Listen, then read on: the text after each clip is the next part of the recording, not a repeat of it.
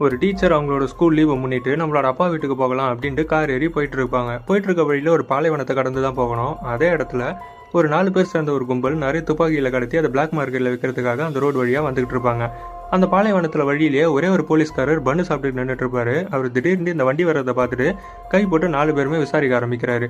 அந்த 4 பேருமே மாட்டிக்க போறன்ற பயத்தில் ஒரே ஒரு போலீஸ்காரன் தானே இருக்கான், இவனை போட்டு தெரியலாம் அப்படின்ட்டு அவனை அப்படியே அடிச்சு தூக்கி போட்டு வண்டியில் தூக்கி போட்டு பாலைவனத்துக்கு நடுவில் கொண்டு போய் அவனை முட்டி போட வச்சு சுட்டு தள்ளிடலாம் அப்படின்னு பிளான் போட்டு அதையும் செய்கிறாங்க. ஆனால் சுடுறதுக்கு முன்னாடி அந்த பொண்ணு அங்கே வந்துட்டு இருக்க வழியில் கார் பிரேக் டவுன் ஆயிரும். என்னடா இது அப்படின்ட்டு கூட்டமாக இருக்கு அப்படின்னு எட்டி பார்த்துட்டு இருப்பா. இவன் எட்டி பார்க்கும்போது அந்த 4 பேருமே பார்த்துருவாங்க. அங்கே வேற ஒரு பொண்ணு எட்டி பார்த்துட்டு இருக்கா பாரு, அவளை போய் போடுறா அப்படின்ட்டு இந்த 4 பேருமே கிளம்பி இந்த பொண்ணை பிடிக்க போயிடுவாங்க. அந்த போலீஸ்காரன் எப்படியாவது எஸ்கேப் ஆகணும்னு ட்ரை பண்ணுவான். ஒரு கட்டத்தில் அந்த பொண்ணை பிடிச்சாங்களா இல்லையா அப்படின்னு பார்த்தீங்கன்னா அதான் கிடையாது. அந்த பொண்ணு மாட்டிக்கிட்டு மேட்டர் இவனுக்கு பண்ண போறானுங்க அப்படின்னு நினச்சிக்கிட்டு இருக்கும்போது இந்த 4 பேருமே அந்த பொண்ணை போட்டு தள்ளுறதுக்கு ட்ரை பண்ணுவா. ஏன்னா சின்ன வயசுலேருந்து மார்ஷியல் ஆர்ட்ஸ் கற்றுக்கிட்டு இருப்பா.